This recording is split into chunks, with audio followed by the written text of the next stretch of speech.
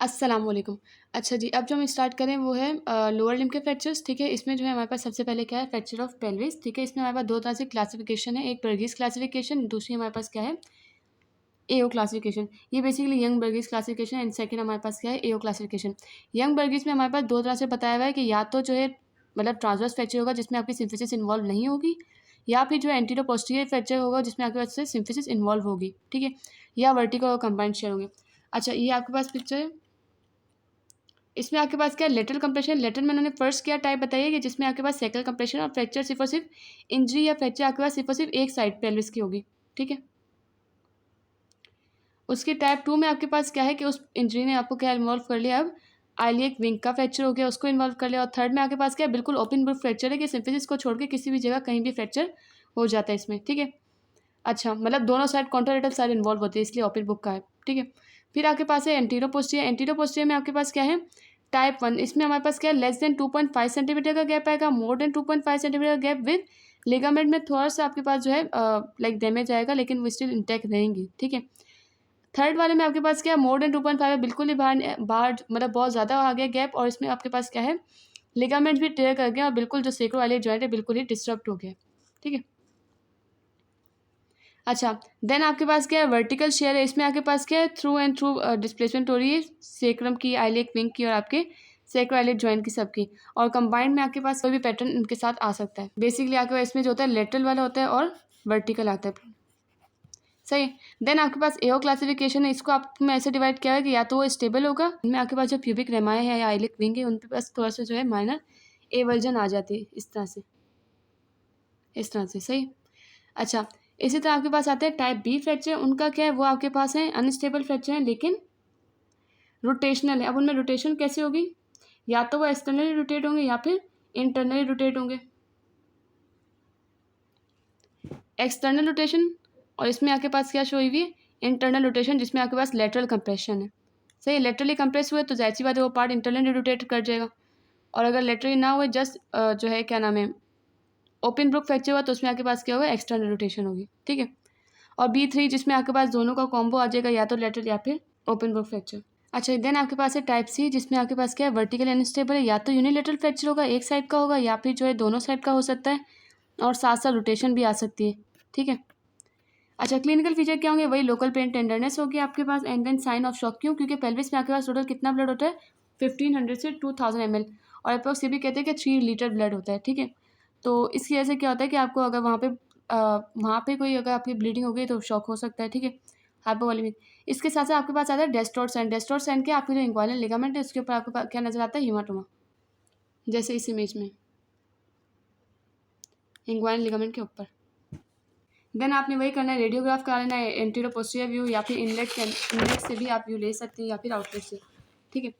अच्छा, देन आपके पास क्या है, सीटी स्कैन। सीटी स्कैन आपके पास क्या है, मोस्ट एक्यूरेट टेक्निक है। एब्डोमिनल अल्ट्रासाउंड भी करा सकते हैं, या फिर यूरिथ्रो या सिस्टोग्राम, क्योंकि आपको पता है आपका पेल्विक है तो सारे स्ट्रक्चर्स वहाँ पे उन पे भी जो है इफेक्ट आ सकता है, ठीक है?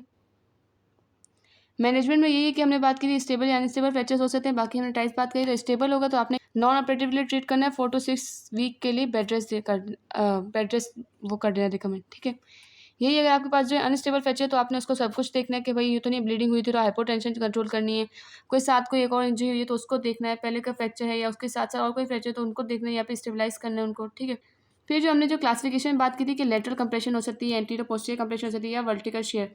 लेटरल कंप्रेशन है तो इसके ये ज़्यादातर स्टेबल ही होते हैं, तो इनमें आपको तो है नॉन ऑपरेटिवली यूज़ कर सकते हैं, नॉन ऑपरेटिव मेथड, ठीक है? बाकी जो आपके पास जो एंटीरियर पोस्टीरियर होती है उसमें आपको क्या होती है कि वो अनस्टेबल होते हैं, आपको क्या चाहिए, आपको फिक्सेशन करनी है, ठीक है? प्लेटिंग वगैरह के जरिए कर सकते हैं। देन आपके पास क्या आता है, वर्टिकल शेयर आता है। इसमें आपने क्या करना है, इंटरनल रोटेशन करनी है। क्यों? और इसमें जो है एक्सटर्नल रोटेशन नहीं कर सकते आप, मतलब इंटरनल फिक्सेशन करने, एक्सटर्नल फिक्सेशन इसमें आप नहीं कर सकते, वो ज़्यादातर सही नहीं होती ज़्यादा केसेस में, ठीक है? इंटरनल फिक्सेशन क्या है, वही आपने जो है उससे कर लेनी है, प्लेट्स वगैरह से। देन आपके पास आती है हिप जॉइंट की dislocation. Dislocation posterior, central, anterior कुछ भी हो सकती है। पोस्टीरियर ज़्यादातर होती है आपके पास कब, जब आपका क्या हो, स्टूपिंग पोस्चर। स्टूपिंग पोस्चर कैसा होता है, अच्छा, या फिर ये हो कि जब जो है डैशबोर्ड से जिस इंजरी हो सकती है, अगर जो है एकदम आपने ब्रेक लगाई है, ठीक है? उसकी वजह से क्या हुआ कि आप ऐसे बैठे हैं तो आपकी नी क्या करेगी, सामने जब जाकर डैशबोर्ड पे लगेगी, उसकी वजह से आपको क्या होगा, बैकवर्ड पुश आएगा, और आपकी जो है फीमर जो है ज़्यादा इंटरनली रोटेट कर जाएगी हिप जॉइंट के अंदर, एसिटाबुलम में बेसिकली, तो पोस्टीरियर रोटेट कर जाएगी। इसकी वजह से आपका जो हिप जो है उसको क्या होगी, पोस्टीरियर पुश मिलेगा ना, तो वो पोस्टीरियर डिस्लोकेट कर देगा हिप जॉइंट। अच्छा, इसमें आपका क्या होगा कि लेग, क्योंकि आपने क्या था बैकवर्ड पुश आया था ना, इसमें आपके पास क्या होगा, आपका लेग क्या होगा, फ्लेक्स हुआ होगा, सही, एडक्टेड हुआ होगा और इंटरनल रोटेशन हुई भी होगी, सही। बाकी क्लिनिकल विजन में पेन, टेंडरनेस यही सब कुछ आएगा और चल नहीं पाएगा इंसान। साथ साथ आपने क्या करना है, रेडियोग्राफ करवाना है। कॉम्प्लिकेशन में आपके पास मेन क्या है, शाटिक नर्व है। जब हमने शोल्डर की बात की तो हमारे पास रेडियल नर्व की इंजरी थी, इसमें शाटिक नर्व की इंजरी और एवेस्कुलर नेक्रोसिस हो सकती है फीमोरल हेड की भी, ठीक है। बाकी वो फ्रैक्चर फीमोर के फ्रैक्चर के साथ भी आते हैं। बाकी ये ट्रीटमेंट में आपने क्या करना है, रिडक्शन करनी है। रिडक्शन बेसिकली अपनी नॉर्मल साइड पे लाना है, उसको क्लोज मैनिपुलेशन करनी है। एनेस्थीसिया रिक्वायर्ड होगा, जाहिर सी बात है।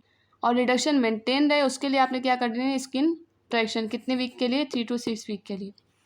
देन आपके पास आती है central dislocation. Central location dislocation आपके पास कब हो सकती है, जब आपके पास डायरेक्ट ब्लो साइड से जो है उसकी तरफ आया हो, ग्रेटर ट्रोकेंटर की तरफ, ठीक है। ये आपके लगे इस तरह से होते हैं ना, तो ये आपकी फीमर है ना, तो फीमर में क्या है, ये ग्रेटर ट्रोकेंटर है, तो उसकी तरफ जब जैसे ही पूछाएगा तो वो क्या करेगा, फीमर का जो हेड है वो क्या करेगा, इंटरनल रोटेट करेगा, मतलब जो है इंटरनल एसिटाबुलम की तरफ जाएगा बेसिकली।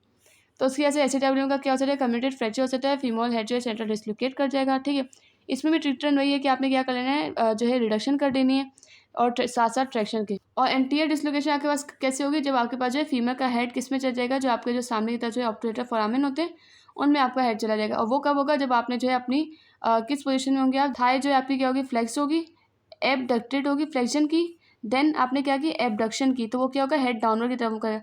देन आपने एक्सटर्नल रोटेशन करी तो हेड क्या होगा, ऑब्टूरेटर फोरामेन में आ जाएगा। अच्छा, अब आपके पास क्या है, फीमर के फ्रैक्चर। फीमर के फ्रैक्चर में आपके पास क्या आ सकते हैं, या तो ये इंट्रा कैप्सुलर होंगे या फिर एक्स्ट्रा कैप्सुलर। इंट्रा कैप्सुलर यानी कि नेक इन्वॉल्व है, और नेक अगर इन्वॉल्व है तो और इंट्रा कैप्सुलर है तो उसमें आपके पास क्या है, हेड भी आ रहा है, तो हेड के ऊपर आपके पास यहाँ पे क्या आते हैं, लिगामेंटम टीरीज होते हैं, जिसकी आर्टरी आती है, आर्टरी टू लिगामेंटम टीरीज, ठीक है, वो भी इसमें जा सकती है। तो टोटल जो आपके पास आएगी नेक, तो इसमें आपके पास एवेस्कुलर चांसेस, एवेस्कुलर नेक्रोसिस के चांसेस ज़्यादा होते हैं, क्योंकि आपके यहाँ पे फिर लेफ्टल सर्कमफ्लेक्स आर्टरी और मीडियल सर्कमफ्लेक्स आर्टरी भी यहीं पे होते हैं।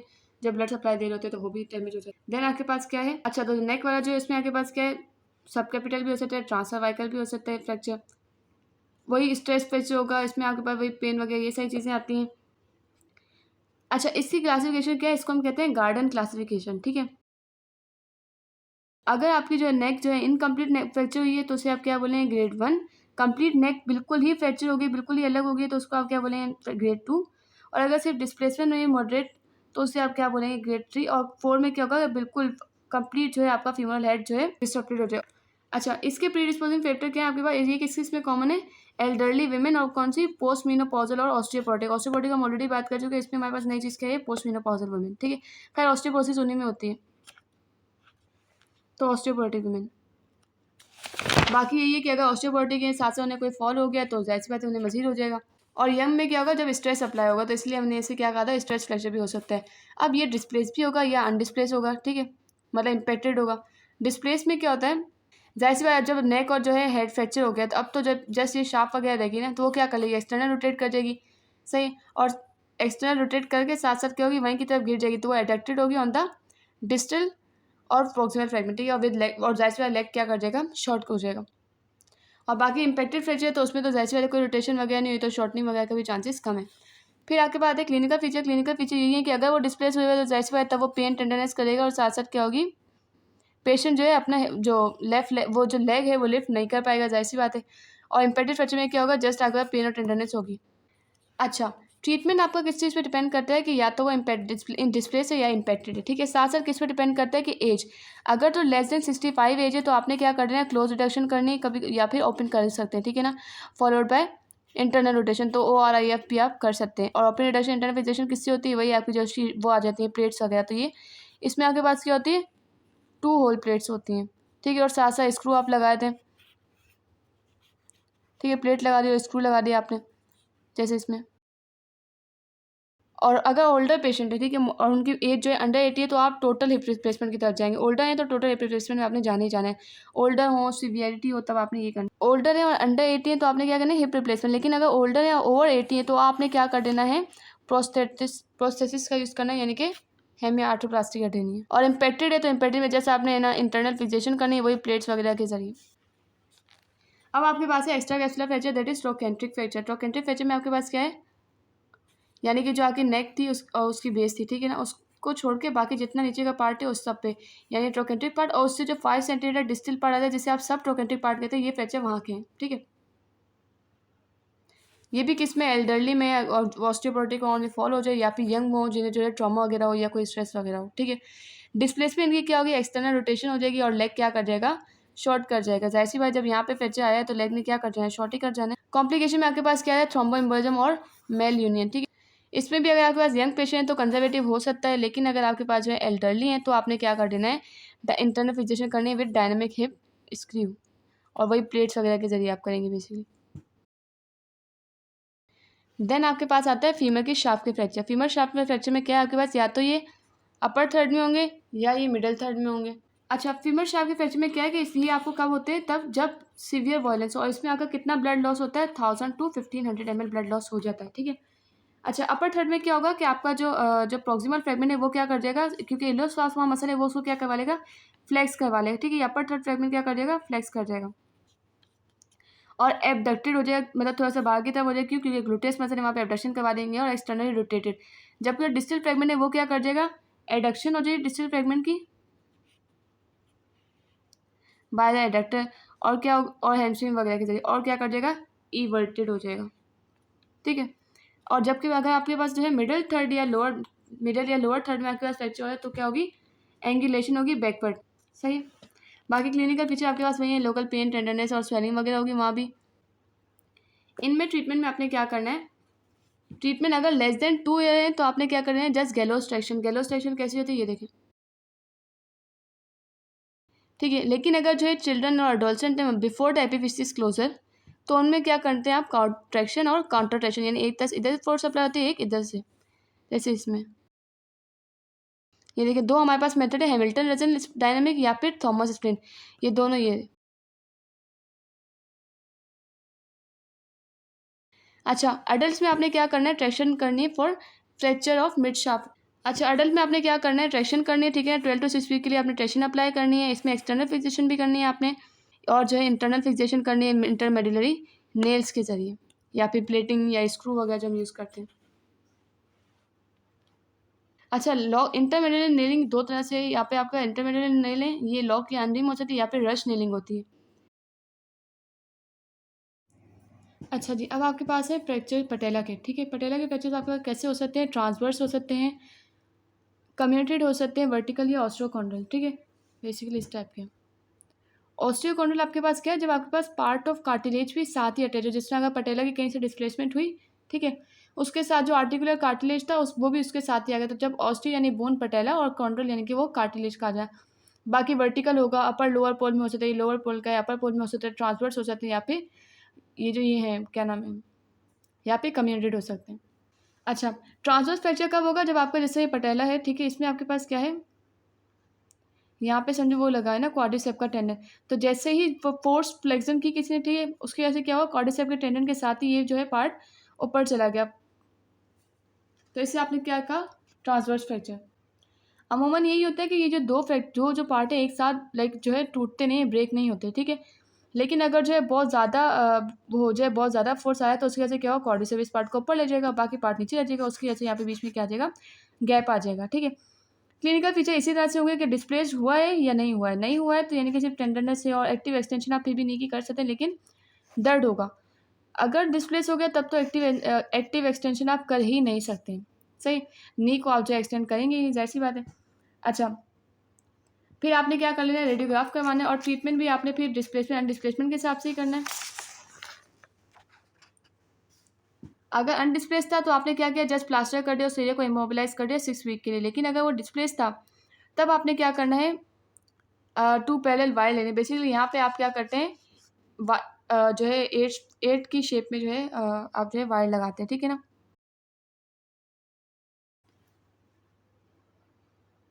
अच्छा, देन आपके पास है कम्युनिटी फ्रैक्चर पटेला का। इसमें क्या होगा कि जाहिर सी बात है, उसमें आपके पास डायरेक्ट फ्लेक्स नहीं थी, इसमें आपके पास क्या हुआ, डायरेक्ट ही पटेला के ऊपर ही कोई आए ब्रो, जिसकी वजह से क्या हुआ, बिल्कुल ही कम्युनिटी फ्रैक्चर हो गया उसका, ठीक है। इसमें आपने क्या कर देना, बिल्कुल ही पटेला को रिमूव कर देना और साथ में सॉफ्ट टिश्यू की रिकंस्ट्रक्शन कर देंगे। देन आपके पास क्या है, वर्टिकल फ्रैक्चर है पटेला के, जो भी हमने बात की थी। उसमें क्या होगा, एक सेगमेंट इधर, एक सेगमेंट उधर, मीडियल या लेटरल बॉडी के साथ, और ट्रीटमेंट वही सिम्टोमेटिक करना है।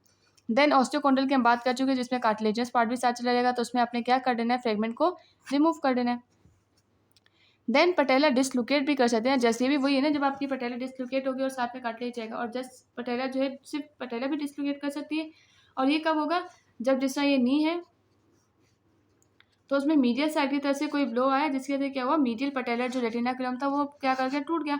उसकी वजह से पटेलर जो है आपके लेटरल कॉन्डाइल के ऊपर चली गई, फीमर के। ठीक है, ये फीमर थी, ये बीच में पटेला है। तो जब ये मीडियली छूटा तो पटेला कहाँ पहुँच गई, यहाँ तक पहुँच गई।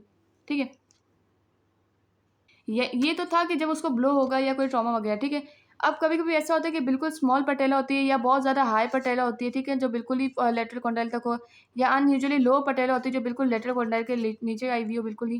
ठीक है, या मार्क नॉक नहीं होती, जिसमें हमने कहा था इस तरह से होता है। ठीक है, अच्छा, या फिर इंटरनल रोटेशन और लेग्स की, तब भी आपके पास हो सकता है ये काम। और आपको किस जगह मिलेगी पटेला, लेटरल फीमोरल कॉन्डाइल पे से। क्लिनिकल फीचर क्या होंगे, पेन टेंडरनेस होगी। अब आपकी नी क्या हो जाएगी, लॉक हो जाएगी। ठीक है, अब उसको आप जो है फ्लेक्स या एक्सटेंड नहीं कर सकते, वहाँ पे जो हैंड मूवमेंट्स होती हैं बेसिकली आपकी। और ट्रीटमेंट क्या है, इनिशियली अगर जो है इनिशियल डिसलोकेशन है तो आपने क्या कर देना है, क्लोज रिडक्शन कर देना है, प्लास्टर ऑफ पेरिस लगा देना है 6 वीक के लिए वही, ताकि जो है वो जो मीडियल रेटिनाकुलम टूटा था, ब्रेक हुआ था, वो खुद ही ठीक हो जाए। ठीक है, लेकिन अगर जो है बार बार डिसलोकेशन हो रही है, अब आपने क्या करना है, अब आपने जो है ऑपरेशन की तरफ जाना है। अब आपने क्या कर लेना है कि जब टिबियल ट्यूबरकल जो था बेसिकली, जहाँ पे आपके पास टिबियल ट्यूबरकल आते हैं, उसको आपने मीडियल ट्रांसपोजिशन करवा देनी है। ठीक है, साथ साथ आपने क्या करना है, जो जिस तरह एक मीडियल रेटिनाकुलम था तो एक लेटरल भी होगा, तो जब मीडियल ने छोड़ा वो लेटरल की तरफ गया, अब आप क्या करें, लेटरल पे कट लगा दें, ताकि जो पटेला बिल्कुल ही सेंट्रली प्लेस्ड हो जाए।